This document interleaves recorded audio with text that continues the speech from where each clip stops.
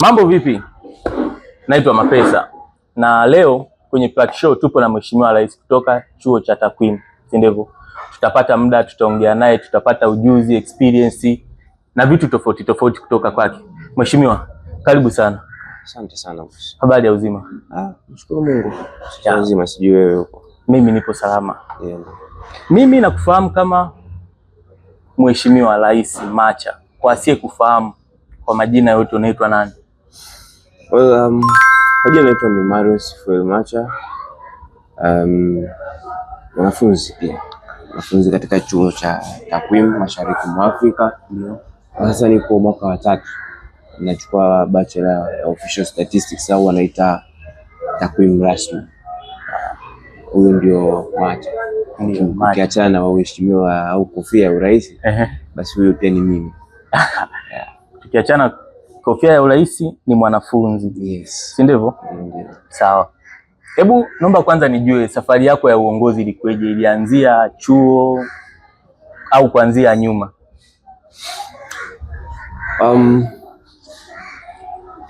Wanasemaga hata mbuyu unaanzaga kama mchicha. Ndio.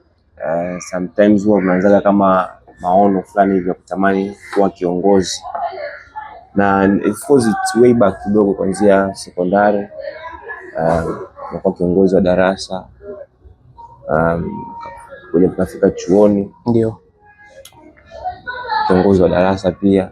Na nilikuwa ni class representative kama CRs. Ndio. And kwa namna moja au nyingine katika chuo chetu tuna vikundi vya dini. Kwa hiyo nilipata nafasi ya kuwa mwenyekiti wa USCF, University Student Christian Fellowship. Kwa nadhani hiyo sehemu ambayo ndio ilinifunza mengi, na mpaka nafika na kuja napata ile shauku kusema sasa let's try a different angle ya uongozi. Ndio. Na pia hapo ilinipa experience na kunijenga vizuri na nikafika sasa kasema sasa let's try katika sehemu hii ya kuongoza mkoa kubwa zaidi.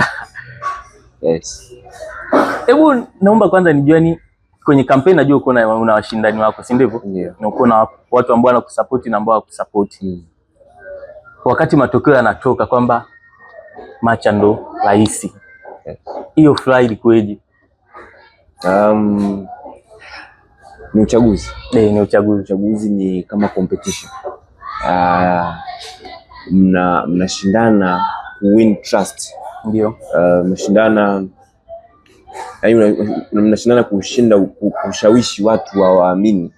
Sasa tuweza kushawishi watu sasa vijana ambao upstairs wamekaa vizuri kwamba wakuamini kwamba unaweza ukawafanyia 1, 2, 3.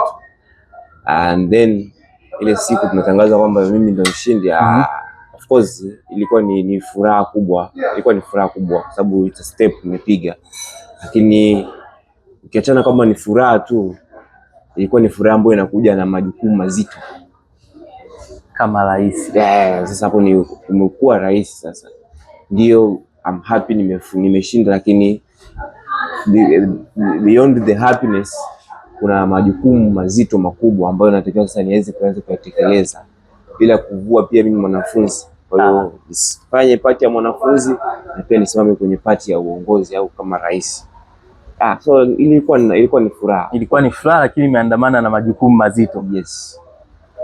Ni sera gani zilizokupa nafasi ya kuchaguliwa kwenye kampeni? Yani ulisema utatimiza kipi kiasi kwamba watu wakakuamini na kasema Mheshimiwa Macha. Enzi hizo nadhani labda uko unaitwa Macha.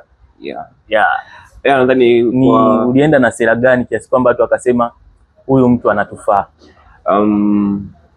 Of course kwa chuoni kwetu tunajulikana sana kama Macha. Jina la Mario kidogo limekaa pembeni sana. Ingawa kwa ambao nalitumia pia, ila sana Macha ndio nalojulikana. Ndio. So step ya kwanza ilikuwa ni kuangalia kwamba ni wapi hapako sawa. Yaani hata tukiwa tunasema tunaangalia kuna shida fulani chuoni kwetu, ndio lazima urudi nyuma uangalie shida imeanzia wapi. Hatuwezi kusema tu kuna shida alafu tukaishia hapo. Lazima tujue shida hii ilikuwa wapi. Kwa hiyo baada ya kutambua shida ambazo walizokuwa wanafunzi zilizokuwa zinawakumba wanafunzi au pia zilikuwa zinanikumba mimi, ni kwenda kwenye source kwamba shida imeanzia hapa, na hapa ndipo tunapoenda kwanza kufanya marekebisho. Jenga kwanza mahusiano mazuri, kama ni management sema kwanza na management, kutengeneza mahusiano mazuri na management, kuhakikisha kwamba tukiwa tuna jambo letu kama wanafunzi tuna uwezo wa kwenda kushawishi management, tunahitaji 1, 2, 3. Kuna wakati mnaweza kuwa mna jambo zuri mnahitaji kulifanya, ila kama mahusiano mazuri hamna. Sisi tumepewa uongozi ni kwamba tuna link, tuko katikati, huku tuna wanafunzi, huku tuna management. Unaona Kwa hiyo sasa kama sisi serikali wanafunzi hatutakuwa na mahusiano mazuri na management, kutekeleza yale ambayo ni matakwa ya wanafunzi itakuwa ni ngumu sana, kwa sababu at the end sisi tuko chini ya chuo, hatujiendeshi sisi wenyewe. Unahisi umetimiza kwa asilimia ngapi ahadi zako zote? Bado sijamaliza. Ndio. Niko kwenye uongozi, bado sijamaliza, ila so far tunapambana, bado tunapambana, tunaendelea vizuri. Nikitaka kusema kwa asilimia, nitasaki kujipa asilimia nyingi au chache sana au chache sana, ila lazima nitajiweka hapo kwenye average. Nasema kwenye average, so far so good, sio mbaya. Wakati mimi natembea nikutana na mtu mmoja akaniambia hivi, hostel za Takwimu ni bei ghali sana. Ndio. Ni kweli? Yes. Au sio kweli? Sasa unaposema bei ghali, aliniambia kwa mwanafunzi mmoja kwa mwaka analipa 420,000. Labda tuweke hiyo namba, ni kweli? Yes, that's true.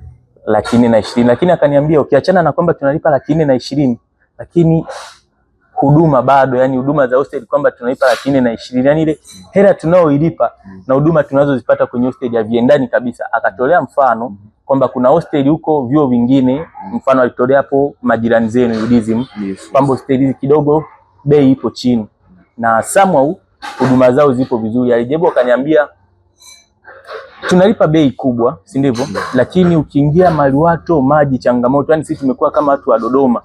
Sasa nitaka kujua wewe kama kiongozi, hiyo changamoto haija kufikia mezani kwako?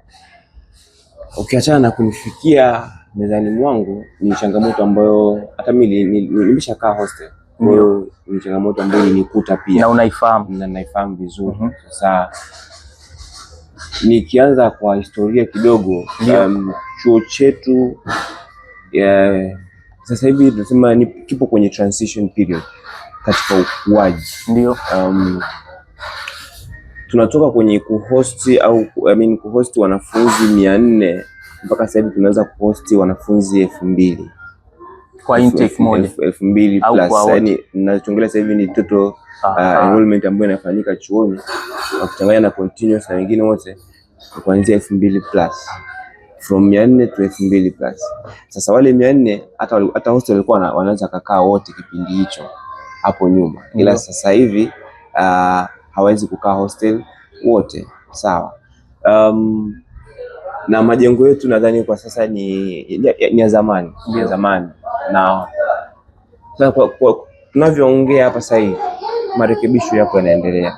Semester mpaka tunafungua semester iliyopita, ndio kuna hostel 2 zilifanywa marekebisho makubwa. Sidhani kama kuna changamoto yoyote, ndio, na zimebaki hostel zingine 2 au 3 ambazo zinatakiwa zifanywe marekebisho, na nadhani tukimaliza semester hii au muhula huu, uongozi wa management umetuhakikisha kwamba hiyo ndio next step inayofuata, kuhakikisha kwamba marekebisho yanafanyika kwa uzuri. Maji, changamoto zote zile ambazo kwa hostel zitakuwa zinatatuliwa.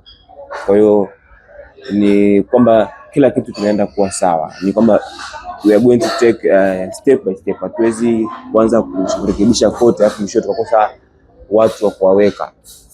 Wanafunzi wanatoka mbali, akija chuoni hapo utamwambia anze kupanga, hajui maisha ya Dar es Salaam. Kwa lazima at least reserve some place ambapo anaweza akakaa wakaendelea kujitafuta, huku marekebisho yanafanyika tayari. Kwa hiyo nataka kusema marekebisho yameanza kufanyika lini? Last semester ndio umesema, si ndivyo? Before tufungue last semester marekebisho makubwa yalikuwa yameanza. Sasa kusema tungeanza kwa vyote hostel zote ingekuwa ni ngumu. Tumeanza na hostel nyumba 2 zote zimeshafanywa marekebisho mazuri, yako safi kabisa. Kwa hiyo tukimaliza pia muhula huu zinafuata hizo zingine zilizobakia. Sawa. Takwimu ni sehemu ambapo watu nadhani wanafanya ni wana computer lab, si ndivyo? Ndio. Ipo computer lab pale, watu wanaosoma ICT ndio sehemu yao, si ndivyo? Ndio.